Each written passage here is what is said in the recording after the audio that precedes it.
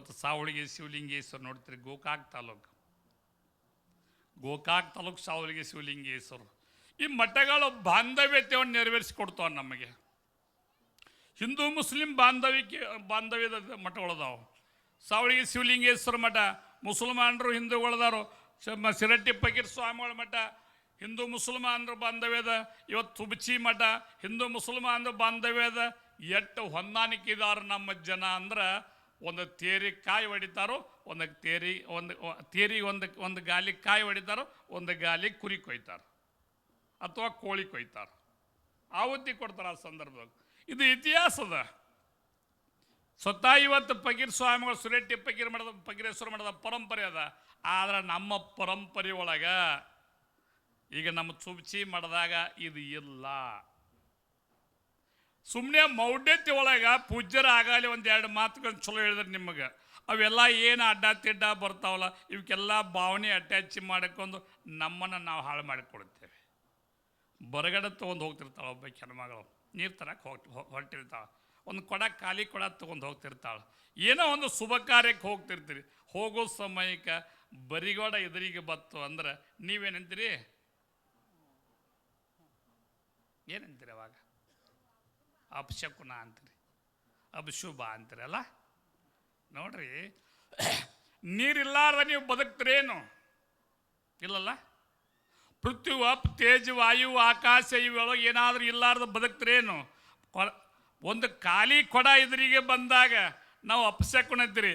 ನೀವು ಹೋಗುವಾಗ ವಿಧವೆ ಎದುರಿಗೆ ಬರ್ತಾಳೆ, ಸತ್ತ ಹೆಣ ಎದುರಿಗೆ ಬರ್ತೈತಿ. ಮತ್ತು ಯಾವನೋ ಒಬ್ಬ ಏನೂ ಇಲ್ಲಾರ್ದಂಥ ಅನಾಥನಾಗಿರ್ತಕ್ಕಂಥ ಮನುಷ್ಯ, ಕುರುಪಿ ಆಗಿರ್ತಕ್ಕಂಥ ಬದುಕು ಕಟ್ಟಿಕೊಂಡ ಎದುರಿಗೆ ಬಂದಾಗ ನಿಮ್ಗೆ ಅಪಶಕುನೇನು ಅವನು? ಸ್ವಾಮಿ, ನೀವು ಹುಟ್ಟುವಾಗಲೇ ನೀವು ಅಪಶಕುನಾಗಿ ಹುಟ್ಟಿದಿ. ಮೊದಲಿಲ್ಲಿ ಭೂಮಿಗೆ ಬಾರಾಗಿ ನೀವು ಹುಟ್ಟಿದಿ. ಇಲ್ಲಿ ಏನು ಕೊಟ್ಟೋಕಿರಿ ಸಂದೇಶ ನೀವು ಇಲ್ಲಿ ಸಮಾಜಕ್ಕೆ? ಈ ಭೂಮಿ ಏನು ಕೊಟ್ಟೋಕಿರಿ ನೀವು? ಭೂಮಿ ಹಾಳು ಮಾಡಿ ಹೋಗಿರಿ ಹೊರತು ಭೂಮಿಗೇನು ಕೊಟ್ಟಾಗಲ್ಲ. ನೀವು ಅಂತಿರ್ತೀರಿ ದೇವರಿಗೆ ಅದನ್ನು ಕೊಟ್ಟೇವ್ರಿ, ನಾವು ಇದನ್ನು ಕೊಟ್ಟೇವ್ರಿ, ಬಂಗಾರ ಕಿರೀಟ ಮಾಡಿಕೊಟ್ಟು ದೇವರಿಗೆ ಎಂಥ ಬಂಗಾರ ಕಣ್ಣು ಕೊಟ್ಟು, ಬಂಗಾರ ಮಿಶಿ ಕೊಟ್ಟು. ಎಲ್ಲಿದ್ರಿ ಇದು? ಎಲ್ಲಿದ್ರಿ? ಹಾಂ, ಎಲ್ಲಿದು ಕೊಟ್ರಿ?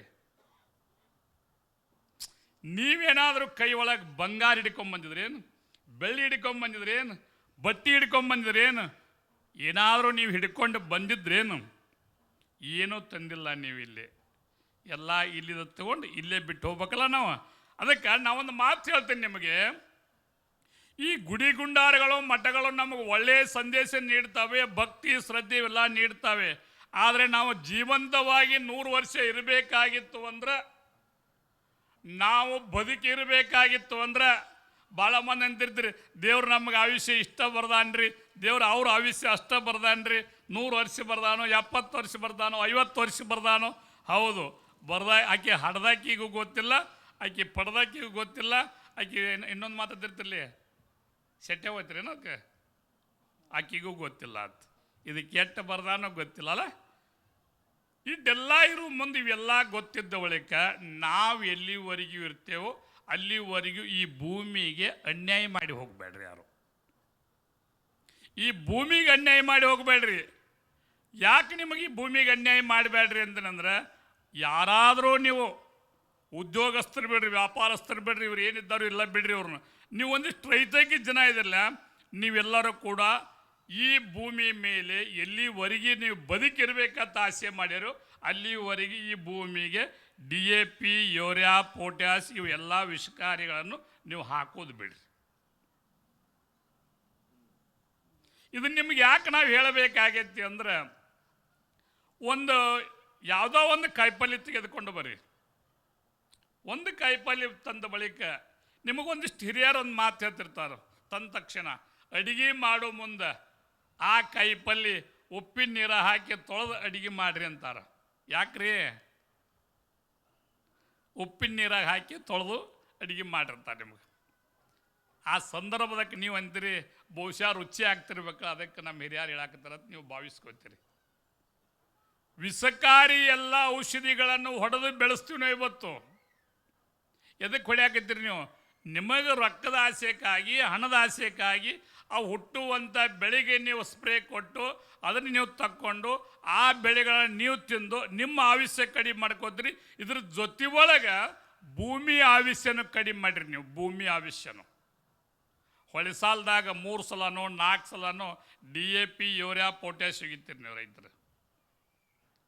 ಸರ್ಕಾರಿ ಗೊಬ್ಬರ ಉಗಿಲಾರ್ದ ನಮ್ಮ ಬೆಳೆನ ಬರಂಗಿಲ್ಲ ರೀ ಅಜ್ಜಾರ ಅಂತೀರಿ ನೀವು. ನಾವು ಉಗಿಲಾರ್ದನೇ ಬೆಳೆ ತೆಗೆದುಕೊಡ್ತೀನಿ ನಿಮ್ಗೆ. ನಾನು ಒಬ್ಬರು ಮನೆ ಒಳಗೆ ಆದ್ರೆ ಒಂದರೆ ಆಕಳೈತೆ ಹಾನಿ ಮಾಡ್ರಿ ನೋಡ್ನೋತ್ತ. ಆಕಳೈತೇನ್ರಿ ಜವಾರಿ ಆಕಳ ಹೆಚ್ಚಪ್ಪ ಅಲ್ರಿ ಹೇಳಾಕ್ತೈತಿ ನಿಮ್ಗೆ. ಜರ್ಸಿನೂ ಅಲ್ರಿ. ಅದು ಮುಂದೆ ತಿಂದು ಎಟ್ಟು ತಿಂದಿರ್ತೈತಿ ಅಟ್ಟ ಹಿಂದೆ ಆಗ್ತೈತಿ ಅಲ್ರಿ. ಅದು ಹೆಚ್ಚಪ್ರಿ. ಅದು ಹುಚ್ಚ ಆಕಳತ್ರಿ. ಅದು ಆದ್ರೆ ಹಾಲು ಕುಡ್ದವ್ರು ಅವರು ಹುಚ್ಚರ. ಅವರು ಕುಡಿದ್ರೆ ಚಲೋ ಹಾಲು ಕುಡೀರಿ, ತಿಂದ್ರೆ ಚಲೋ ತುಪ್ಪ ತಿನ್ನಿರಿ, ತಿಂದ್ರೆ ಚಲೋ ಮೊಸರು ತಿನ್ನಿರಿ. ಇರ್ಲಿಕ್ಕೆ ಏನು ತಿನ್ಬೇಡ್ರಿ. ಅವನ್ನ ಚಲೋ ಜವಾರಿ ಆಕಳ ಕಟ್ಟಿದ್ರಿ ಅಂದರೆ 1 ಲೀಟ್ರ್ ಗೋಮೂತ್ರ ತಗೊಂಡು ನೀವು 1 ಲೀಟ್ರ್ ಗೋಮೂತ್ರಕ್ಕೆ 10 ಲೀಟ್ರ್ ನೀರು ಕುಡಿಸಿ ನೀವು ಒಂದು ಡ್ರಮ್ಮಿನ್ಯಾಗ ಹಾಕಿ ಅದರ ಸೆಗಣಿ ಎಲ್ಲ ಕುಡ್ಕೊ ಒಂದು 25 ಲೀಟ್ರು ಅಥವಾ 50 ಲೀಟ್ರದ ಒಂದು ಕ್ಯಾನ್ನೊಳಗೆ ತುಂಬಿಟ್ಟು ನೀವು ನೀರು ಹಾಸು ಮುಂದೊಮ್ಮೆ ಒಂದು ಟಾಚನಿನೋ ಅಥವಾ ಸೂಜಿನ ಚುಚ್ಚಿ ಅದಕ್ಕೊಂದು ಹೋಲು ತೆಗೆದು ಅದ್ರ ಜೊತೆ ಒಳಗೆ ಬಿಟ್ಟು ಬಿಡ್ರಿ. ನೀವು ಯಾವ DAP ಯೂರಿಯಾ ಪೊಟ್ಯಾಶ್ ಹಾಕೋ ಅವಶ್ಯಕತೆ ಇಲ್ಲ. ಯೂರಿಯಾ ಎಲ್ಲೈತಿ, DAP ಎಲ್ಲೈತಿ, ಗೋಮೂತ್ರ ಎಲ್ಲನೂ ಅದ, ಸೆಗಣಿ ಒಳಗೆ ಎಲ್ಲನೂ ಅದ. ನೀವು ಎಲ್ಲ ಇವನ್ನ ಹಾಕುವ ಅವಶ್ಯಕತೆ ಇಲ್ಲ. ಬರೀ ಇವು ಎರಡೇ ಕೆಲಸ ಮಾಡಿದ್ರಿ ಅಂದ್ರೆ 3 ತಿಂಗಳ ಬೆಳೆ ಆದ ಬಳಿಕ ಕಬ್ಬ ಯಾರು DAP ಯೂರಿಯಾ ಪೊಟ್ಯಾಶ್ ಸಿಗೋದಾರಲ್ಲ ಆ ಕಬ್ಬ ಎರಡೂ ಟ್ಯಾಲಿ ಮಾಡ್ಕೊಂಡು ಅದ್ರ ರುಚಿ ಒಮ್ಮೆ ನೋಡ್ರಿ. ಆ ಎಲ್ಲಿ ತಿಂದು ನೋಡ್ರಿ, ಇದ್ರ ರುಚಿ ಒಮ್ಮೆ ಎಲ್ಲಿ ತಿಂದು ನೋಡ್ರಿ. ಇದರ ಬದಲಾವಣೆ ನಿಮ್ಗೆ ಗೊತ್ತಾಗ್ತದೆ. ಭಾಳಷ್ಟು ಜನ ನಾವು ಅಂತಿರ್ತೀವಿ, ನಾವು ಗಳಿಕೆಗಾಗಿ ನಾವು ಗೊಬ್ಬರ ಹೋಗಿರ್ತೀವಿ ರೀ. ನಂದು 100 ಟನ್ ಆತ್ರಿ, ನಂದು 50 ಟನ್ ಆತ್ರಿ, ನಂದು 25 ಟನ್ ಆತ್ರಿ. ಎಷ್ಟು ಸಲ ಗೊಬ್ಬರ ಹೋಗೋದು, ಎಷ್ಟು ಸಲ ನೀರು ಹೊಡೆದು, ಎಷ್ಟು ಸಲ ಅದನ್ನ ಕಸ ತಕ್ಕೊಂಡು ಇವೆಲ್ಲ ಲೆಕ್ಕ ಹಾಕಿದ್ರಂದ್ರೆ ನಿಮ್ಮ ಗಳಿಕೆ ಅಷ್ಟೇ ಆಯಿತು. ಅದರ ಭೂಮಿ ಕೊಂದು ಹೋಗ್ತೀರಿ ನೀವು. ಇಲ್ಲಿ ಭೂಮಿ ಕೊಂದು ಹೋಗ್ತೀರಿ ನೀವು ಇಲ್ಲಿ. ಇದನ್ನು ಈ ಭೂಮಿ ಮೇಲೆ ಇರ್ತಕ್ಕಂಥ ಎಲ್ಲವೂ ಕೂಡ ನಮ್ಮ ಲಾಭಕ್ಕಾಗ್ಯದ. ಆದರೆ ನಾವು ಈ ಭೂಮಿಯ ಮೇಲೆ ಇರುವವರೆಗೂ ಈ ಭೂಮಿಯನ್ನು ಜೀವಂತವಾಗಿ ನಾವು ಇಟ್ಟು ಹೋಗಬೇಕು. ನಮ್ಮ ಆಯುಷ್ಯ ನಾವು ಕಳ್ಕೊಂಡು ಹೋಗ್ತೇವೆ, ಆದರೆ ಭೂಮಿ ಆಯುಷ್ಯವನ್ನು ನಾವು ಕಳೆದು ಹೋಗಬಾರ್ದು. ಅದಕ್ಕೆ ಬಂಧುಗಳೇ, ನಮಗೆ ಹಿಂದಿನ ಹಿರಿಯರು 100 ವರ್ಷ ಬದುಕಿದವರು ನಮ್ಮ ಮುಂದಾರು, 70 ವರ್ಷ ಬದುಕಿದವರು ನಮ್ಮ ಮುಂದಾರು, ಇವತ್ತು 50 ವರ್ಷ ಬದುಕುವವರು ನಮ್ಮ ಮುಂದಾರು, 50 ಒಳಗೆ ಬದುಕುವಂಥ ಹುಡುಗರು ಮುಂದಾರು.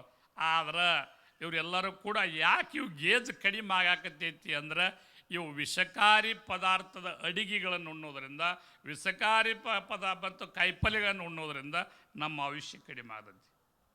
25-30 ವರ್ಷದ ಹುಡುಗರು ಹಾರ್ಟ್ ಆಗುತ್ತೆ ಇವತ್ತು. ಇವು ಎದಕ್ಕೆ ಹಾರ್ಟ್ ಆಕ್ಕಾವ? ನೀವು ಅಂತಿರ್ತೀರಿ ಭಾಳ ಕುಡಿತಿದ್ರಿ ಅವ ಜರ ಅದಕ್ಕೆ ಸತ್ರಿ ಅಂತೀರಿ ನೀವು. ಕುಡ್ದ ಭಾಳ ಚಲೋ ಆರಾಮದನ್ರಿ ಅವ. 2020 ಕರೋನದ ಬಂದಾಗ ದಂಡಿಪ್ಪ ಇದು ಗಟ್ರ ಮಕ್ಕಳದ ಮಕ್ಕಳವ್ರು ಎಷ್ಟು ಆರಾಮಿದ್ರು ಅವರು. ಅವ್ರಿಗೆ ಯಾರು ರೋಗ ಬರಲಿಲ್ಲ. ಚಲೋ ಇದ್ದ ಅವ್ನು ದವಾಖಾನಿಗೆ ಹೋಗಿ ಸತ್ತವ ಅಂತಿರಿಲ್ರಿ.